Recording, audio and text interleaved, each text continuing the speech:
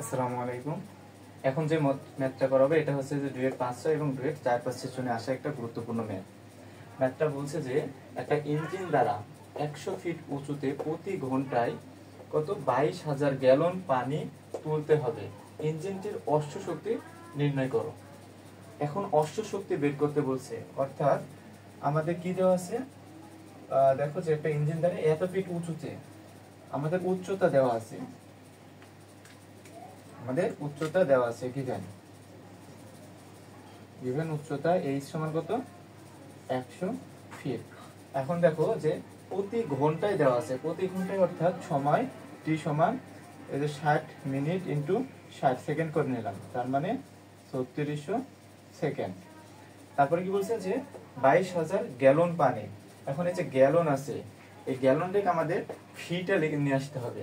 আমাদের অনেক জায়গায় গ্যালনে পাউন্ডে নিয়ে আসবো। আমাদের অনেক জায়গায় এরকম লেখা থাকে যে 1 গ্যালন সমান 10 পাউন্ড। আমাদের অনেক জায়গায় এরকম লেখা থাকে, আবার যদি লেখা নাও থাকে তাহলে আমাদের এটা মুখস্থ বসাইতে হবে। তাহলে দেখো আমাদের কত গ্যালন আছে, এটা কি এম, গ্যালনটা কি এম, ভর কত আছে 22,000। এটা কিসে আছে গ্যালনে, এটাকে আমরা কিসে নিয়ে আসবো, এটাকে আমরা পাউন্ডে নিয়ে আসবো। তার মানে 22,000-এ 10 দিয়ে গুণ করলে এটা আমার কিসে আসবে পাউন্ডে। এখন আমার বের করতে বলছে কি অশ্ব শক্তি, ইঞ্জিনের অশ্ব শক্তি অর্থাৎ হর্স পাওয়ার। আমাদের তার আগে আমাদের পাওয়ার পি বের করতে হবে। হর্স পাওয়ার বের করার আগে আমাদের পি বের করতে হবে, তারপরে আমরা ওটাকে হর্স পাওয়ার বের করব, হর্স পাওয়ারে কনভার্ট করব। এখন দেখো আমাদের পি, তাহলে আমরা প্রথমে পি বের করি। আমরা কি জানি বলো তো, আমরা জানি পি সমান কি, পি সমান M G H by T, ক্ষমতা পি সমান ডাব্লিউ বাই টি, ডাব্লিউ সমান M G H by T. এটা কিসে এম কে এস এ। কিন্তু আমরা এর আগেও বলেছি যে যখন এফপিএস এ থাকবে আমাদের ম্যাথের সুবিধার জন্য দেখো আমাদের এককগুলো এফপিএস এ আছে, ফিট এই যে পাউন্ডে করেছি, আর আমাদের এটা সেকেন্ডে আছে। তার মানে আমরা এটাকে যদি জি বাদ দিয়ে দিই তাহলে আমাদের কোন এককে আসছে, জি বাদ দিলে এম এইচ বাই টি। এটা কি কোন একক, এটা হচ্ছে আমাদের অভিকর্ষ এককে হয়ে যাচ্ছে।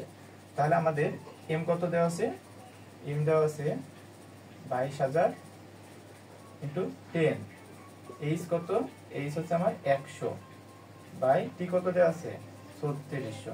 তাহলে দেখো আমাদের তাহলে কি আসছে, এখানে আসবে দেখো 611.11, এটা হচ্ছে আমার মান আসে, এটা ক্যালকুলেশন করলে।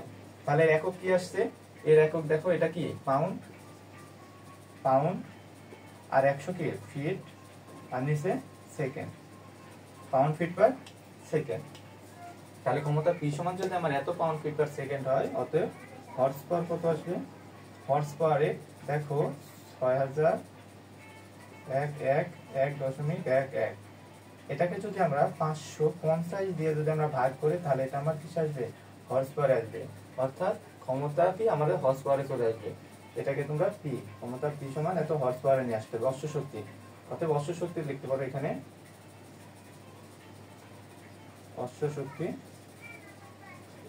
সমান এত হর্স পাওয়ার। এখানে কেন লিখলাম, আমরা জানি 1 হর্স পাওয়ার সমান 550 পাউন্ড ফিট পার সেকেন্ড, এটা আমরা জানি। তাহলে 550 দিয়ে ভাগ করলে আমাদের হর্স পাওয়ার চলে আসবে, এটা কত আসবে 11.11 হর্স পাওয়ার। এটা হচ্ছে আমার অ্যান্সার, অশ্ব শক্তি, হর্স পাওয়ার বা অশ্ব শক্তি।